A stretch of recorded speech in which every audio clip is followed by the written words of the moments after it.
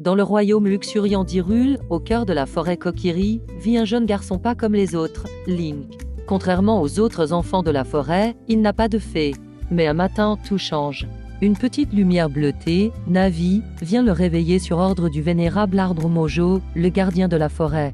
L'arbre, mourant, révèle à Link une vision funeste. Un homme maléfique du désert, Ganondorf, cherche à s'emparer de la Triforce pour plonger Hyrule dans les ténèbres. Avant de s'éteindre, il confie au jeune garçon la pierre ancestrale de la forêt et une mission capitale, trouver la princesse de la destinée.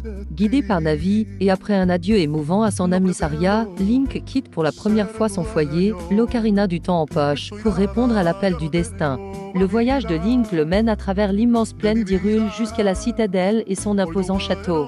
Là, il rencontre la jeune princesse Zelda, qui partage avec lui ses propres prémonitions sur les sombres desseins de Ganondorf. Convaincus du danger, ils élaborent un plan, rassembler les 3 pierres ancestrales pour ouvrir la porte du Temple du Temps avant que Ganondorf ne puisse mettre la main sur la Triforce. Cette quête conduit Link à travers Hyrule, où il gagne la confiance des différentes tribus du royaume. Il obtient la pierre des Gorons des mains de leur fier chef, Darunia, puis celle des Zora après avoir sauvé la princesse Ruto, scellant ainsi des alliances cruciales pour l'avenir du royaume. Avec les 3 pierres en sa possession, Link retourne au Temple du Temps. Il joue le chant du temps sur son ocarina et ouvre la porte sacrée, révélant l'épée de légende, la lame purificatrice. Mais en retirant l'épée de son piédestal, il tombe dans un piège. N'étant pas assez âgé pour être le héros du temps, son esprit est scellé pour 70 longues années. Profitant de cet instant, Ganondorf, qui l'avait suivi, pénètre dans le Saint Royaume et s'empare de la Triforce du pouvoir. Quand Link se réveille enfin, il est devenu adulte, mais le monde qu'il connaissait a sombré. Hyrule est dévasté, sous le joug du tyran.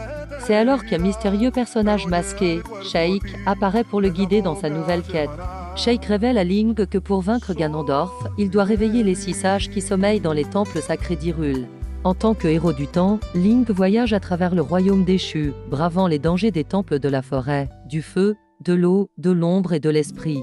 Dans chaque sanctuaire, il affronte des créatures monstrueuses et libère l'esprit d'un sage. Il découvre avec émotion que ces sages ne sont autres que ses anciens alliés, Saria, Darune, la princesse Ruto, Impa, la nourrice de Zelda, et le chef des Gerudos, Nabooru.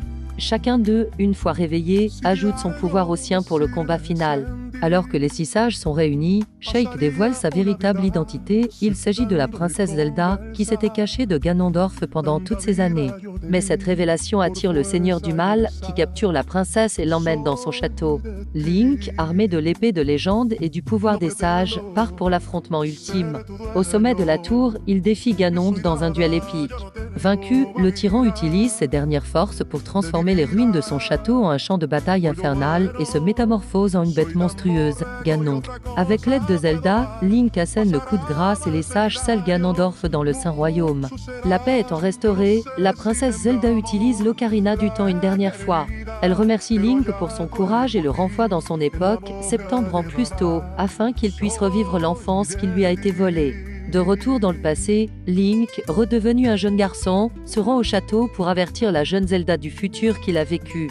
Leur rencontre silencieuse dans les jardins du château marque la fin d'une ère de ténèbres et le début d'un nouvel avenir, un futur où Hyrule peut enfin connaître la paix grâce au courage d'un jeune héros venu de la forêt.